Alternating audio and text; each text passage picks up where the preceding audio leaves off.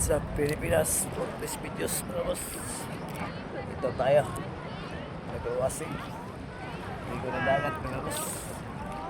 Yung dagat tayo mga boss, ganda ganda ganda, marami po naliligo mga boss. Ayan po, ayan mag-iba mga boss.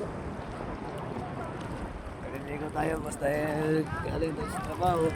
Tayo ay ayaw naman na nag-wasing para man sa bigla ang ating buhay mga boss. Alam niyo mga boss, ang dagat pinatibay sa buong kalawakan ng Pilipinas mga boss. Ang dagat mga boss ay isang mahiwaga. Mahiwaga sa lahat. Natin ang bayan ng mga lahat ng mga kababayan natin ng Pilipinas mga boss. Dahil ang dagat ay napakagandang tingnan. Napakagandang tingnan mga boss ang dagat. Ang dagat ay isang himala or nagbiyaya ng mga tao na palaging dumadagsa dito sa dagat. Kaya ako na nito boss yung content ko kasi yung dagat pinakatibay sa kalawakan ng dagat boss.